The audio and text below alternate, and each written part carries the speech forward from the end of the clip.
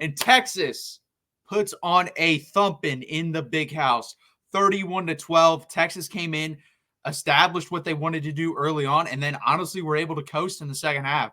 So overall, fantastic performance by the whole team. I was thoroughly impressed. This could have been even worse if you clean up some of the illegal procedure penalties, like false start on Cameron Williams. There was a hold call on him. Was it the best hold call? No. Was it a bad hold call? Maybe. It wasn't terrible. Like, I could see where he's coming from. I personally didn't think it was. In the end, it did not matter because Bert Auburn did miss the field goal, but overall, Texas was able to drive it in the next time they got the football. So let's go to the offense. I said up front, guys, that I thought this was going to be a stalemate between the Michigan defensive line and the Texas offensive line. Completely wrong. The Texas offensive line manhandled the Michigan defensive line. Phenomenal job by Kyle Flood getting these guys ready. Phenomenal job by the team doing well, blocking in both pass protection and run blocking. So fantastic job by them. Overall, again, pre-snap penalties, false starts, and then stuff like that. Once the play starts, guys, we're phenomenal. We really are. We're really good at blocking. We have a really good offensive line unit as a whole. Let's talk about when Quinn Ewers went down there and they defended him. I freaking love that. There have been plays here at the University of Texas under different coaches, not named Steve Sarkisian, and Tom Herman and Charlie Strong. That would not have happened. Has not happened here. That is a toughness that has been lacking at the University of Texas. Quinn Ewers was down there. That should have been a penalty. The refs in this game were not good on either side of the ball. They were just not good officials.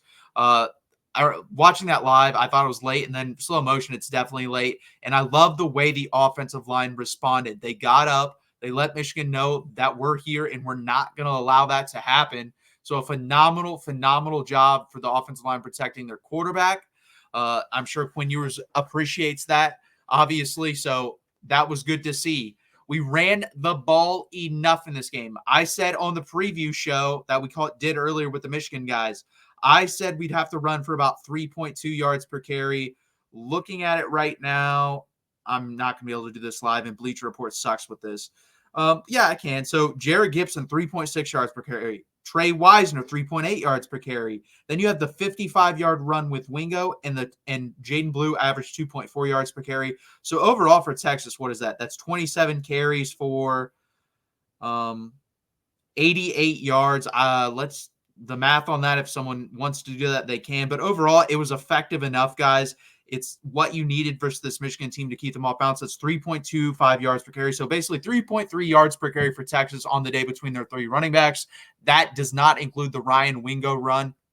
That's good enough. It keeps them honest enough. And Steve Sarkisian, I thought his game plan was going to be spread him out and then get him moving east and west. He didn't really spread him out, but he did exactly what I said, is get him moving east to west. This is a very aggressive front seven for Michigan with a very aggressive defensive coach for Michigan. If you can get them flowing east to west, then they will play on their heels instead of their toes, and they won't be attacking as much, and you kind of saw that.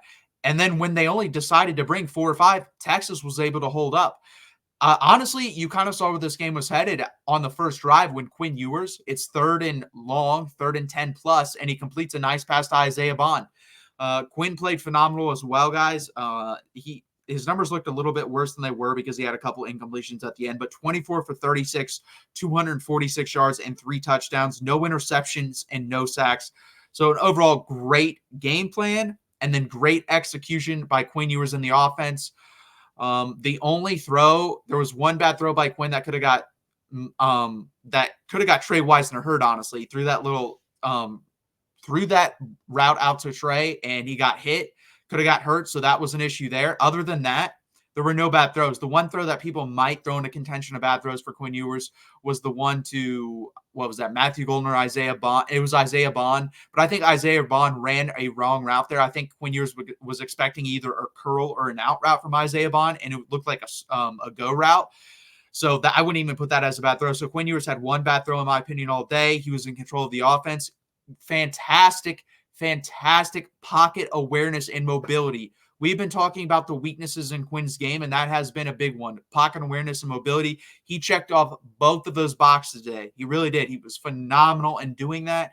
That provides a whole nother level to this offense because he's a lot more comfortable and a lot more composed in the pocket, even under duress. Michigan was able to get back there a couple times early on.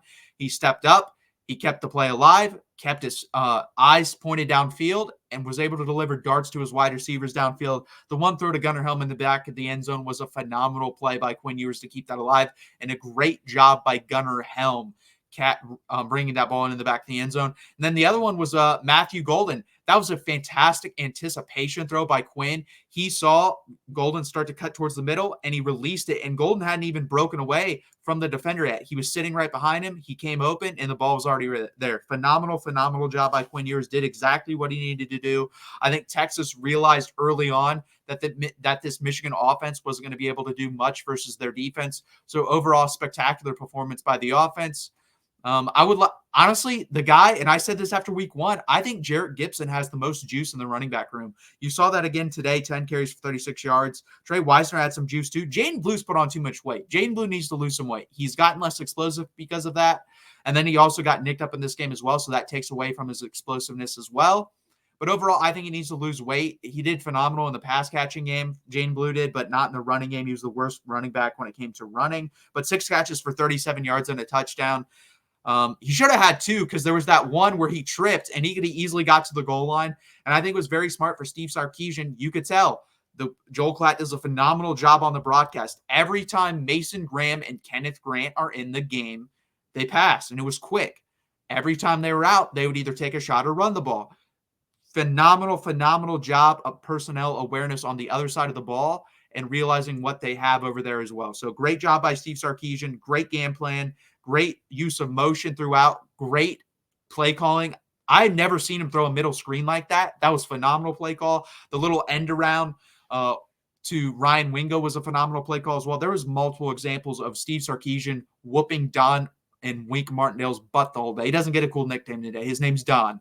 His mom called him Don. I'm calling him Don because he got his ass kicked today. So good job by Steve Sarkisian against Wink Martindale. Good job versus what is guys, at worst, this is like the 10th best defense in the country, and Texas just took them to school. If Texas wanted to, they could have scored 50 points. They should have at least had 34. I was disappointed in Bert Auburn for missing that kick, but luckily it did not matter at the end of the day. Yes, thank you. I almost forgot about that. Yeah, Gunnar Helm was spectacular. I said to Mark, after SEC Media Days, he asked me who are the breakout players. I said Gunnar Helm on offense and Jalen Gilbo on defense. I've nailed them so far. Gunnar Helm's an NFL tight end. I was wrong last year when I said, you know what? I don't know if Gunnar Helm's an NFL tight end. I said that. I said if he is, he's probably a 6th or 7th round pick. He'll be a 3rd or 4th round pick. He's a good football player, just an overall solid tight end.